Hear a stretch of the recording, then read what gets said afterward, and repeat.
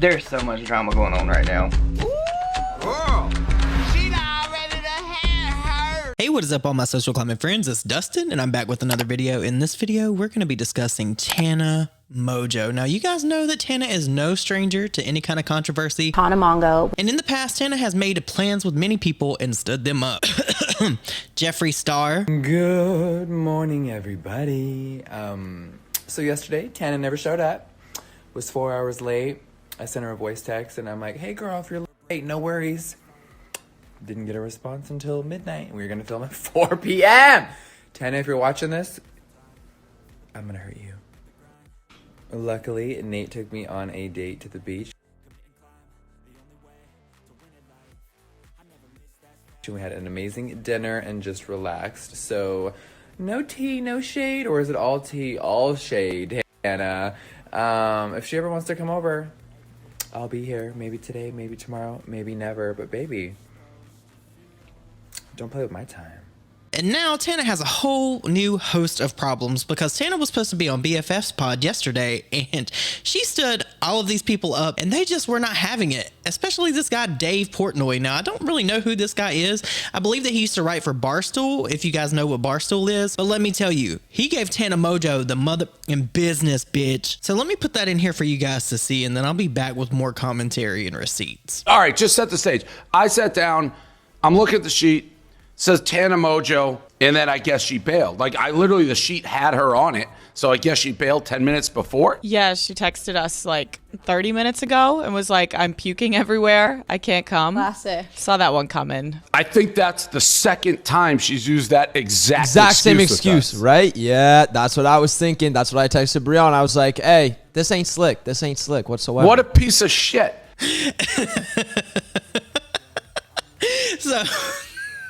I'm sorry, but him calling Tana a piece of shit is honestly like the highlight of my day because this is the funniest thing. These people really truly must not know Tana or they have not kept up with Tana over the past couple of years because Tana does what Tana wants to do. Tana works on Tana Mongeau time. She has shown that to us time and time again. At the beginning of the video, you would see that she actually stood up Jeffree Star. I remember that from quite a few years ago. Tana is always known for being late. It's not fashionably late with Tana. It's always just late and inconsiderately late. You know what I mean? Tana is one of those people, she'll tell you that she's on her way and that she's in her car when she hadn't even got out of bed, brushed her teeth, or brushed her hair yet. In like a cute, like Emma Chamberlain way. Like it's like she literally hasn't showered in weeks kind of way. No, yeah, but like exactly. I showered just like not as frequently as the average person. Can I tell you guys this fun? But this wasn't the best part. This wasn't the best part because this TikTok is deleted. I looked for it because I saw it on Twitter because he replied to a comment on the BFFs pod TikTok. And you guys check this out because he went for Tana's jugular. Like this man, I need to find out and research who he is and watch his content. He's probably not a good person, but whatever. Here's what else he had to say about Tana. Takes her seriously. To do the shit that she does, you're just a clown. Like, you can never be taken seriously by anybody on like a business end. Like, if she's doing any business deals, I won't trust her ever. She's a clown. She's a clown. Like, who did this wine with her, Dizzy? I would have never done that. She's gonna fuck that and implode that one way or the other. We have big guests on all the time. She's the only one who's pulled this shit. She's no A-list star. She's like a clout chaser. That's why she probably has to work so hard to stay in the news. Because if you treat people like shit, you're never gonna get the benefit of the doubt. You cancel like 20 minutes before with the same exact excuse you had last time? Like the same one. Tana fucking Mongeau? What, are you kidding me?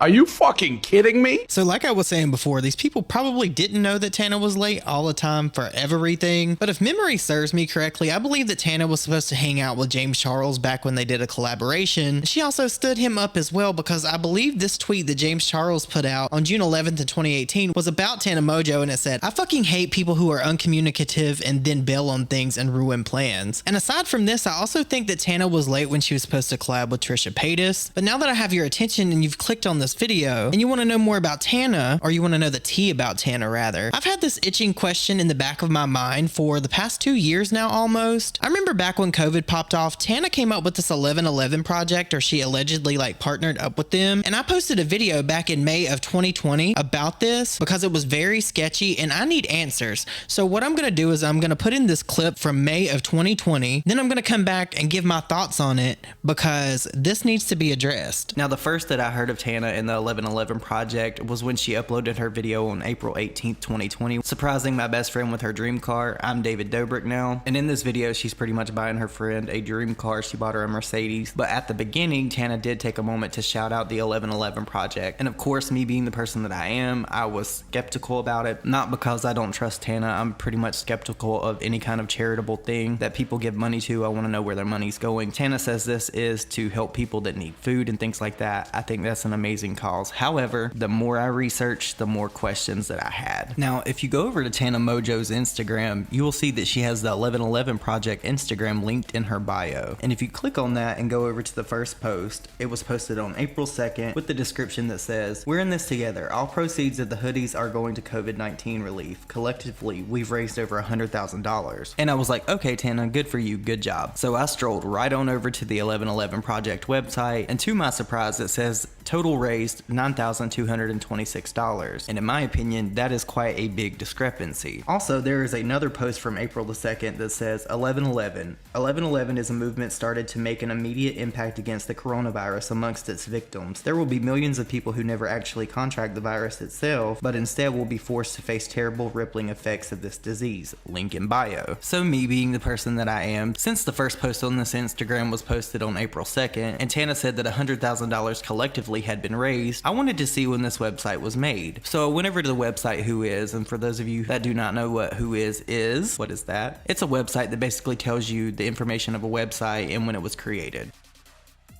And I noticed that the creation date was 3/29/2020. And I was like, wow, you guys like move really fast, which is very important in this time of the world that we're in now. So out of curiosity myself, I went over to the 1111 Project website to see just how you can donate money and how long it takes for it to post or whatever. And I donated $1 to test to see where this money was going. As you guys know, previously with Tana, when I bought her perfume, I noticed that PayPal will tell you where your money is going. So I donated $1, and this is where the money went. The money went to We Are Verified LLC. Now, you guys know that We Are Verified is Jordan's company. Now, I know that there's probably some of you guys that actually watched that original video when I posted it, but I didn't want that to go to waste because this is still pertinent today, because this guy did kind of somewhat allude to Tana being a scammer, and I've thought about this quite often, especially after the perfume. I was always very cautious of Tana and money, but if you go to the 1111project.com now, it is not even a website, and the last post that was made on the 1111